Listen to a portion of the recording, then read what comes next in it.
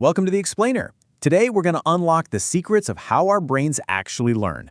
We're going to look at some science-backed techniques that great teachers use to make their lessons stick and show you how you can use them too. But first, let's start with something we've all felt. You know that feeling, right? You sit through a class, a meeting, a presentation, you're nodding along, you feel like you're getting it, and then, a day later, poof, it's mostly gone. Well, if that's you, you're not alone. And get this, it's not a memory failure. It's a processing failure.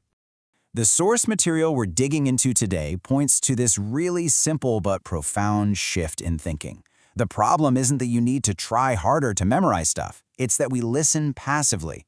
The real key to learning, to making things stick, is to stop being just a bucket for information and to start actively processing it. Okay, so here's our game plan. We've talked about the forgetting problem. Now we're going to explore the solution. We'll start with an educator's toolkit full of powerful strategies. Then, we'll look at ways to get new perspectives, how to tap into group genius, and finally, wrap it all up with how to make that knowledge really truly stick. So let's jump into our first section, an educator's toolkit. How do we actually make that switch from being a passive listener to an active learner?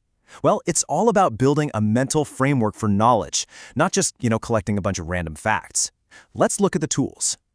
So, this whole approach actually has a formal name, Active Processing Macro Strategies. And yeah, I know, it sounds a little academic, right?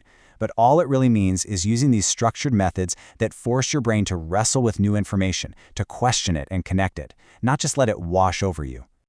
Now, the full toolkit from our source is pretty big. It's got 8 distinct strategies. We're not going to go through every single one, but we are going to focus on a few of the most powerful ones, the ones you can start using right away. All right, our second section, Strategies for New Perspectives. The first few tools in our kit are all designed to do one thing, break us out of our usual, default ways of thinking. They kind of force us to look at ideas from different, and sometimes really unexpected angles. A really classic strategy for this is Edward de Bono's thinking hats. The idea is just so simple and so clever. You metaphorically put on different colored hats, and each hat represents a totally different way of thinking. It forces you and your team to look at a problem from 6 distinct viewpoints. And here's how it breaks down. The white hat, that's just the facts, pure data. The red hat is all about your gut reaction, your emotions and hunches. The black hat, that's your inner critic. It's looking for all the risks and problems. Then you've got the yellow hat, the optimist, focusing only on the benefits. The green hat is for wild, creative, out-of-the-box ideas. And finally, the blue hat is like the conductor of the orchestra, managing the whole thinking process. Okay, here's another fantastic tool for shifting your perspective. It's called concept attainment. And with this one, instead of just getting a formal definition of something, you kind of become a detective. You figure out what a concept is by comparing examples of it to non-examples. I mean, look at this. When you see examples and non-examples side by side, your brain just can't help it. It immediately starts trying to find the pattern, the rule that connects all the examples. You figure out the essential features on your own, which is a much, much deeper way to learn than just being told the answer. Moving on to our third section, Group Genius. Because let's be real, learning isn't always a solo mission. Some of the absolute best strategies out there are about harnessing the power of working together to build a much richer shared understanding of something. First up is the jigsaw method.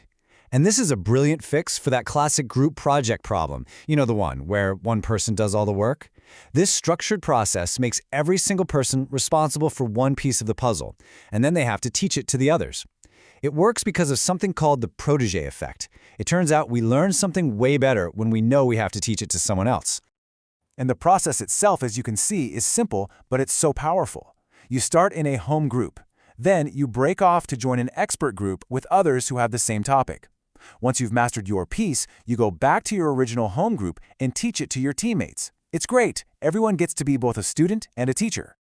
Okay, this next one, you've almost definitely done this, even if you didn't know what it was called. Think, Pair, Share. It's so popular because it's just a super simple, quick, and incredibly effective way to get people to actually process an idea and then practice explaining it clearly.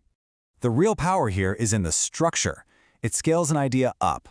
It starts as a private, internal thought, then it moves to a safe, two-person conversation, and finally, it becomes a more polished idea that's ready to be shared with the whole group.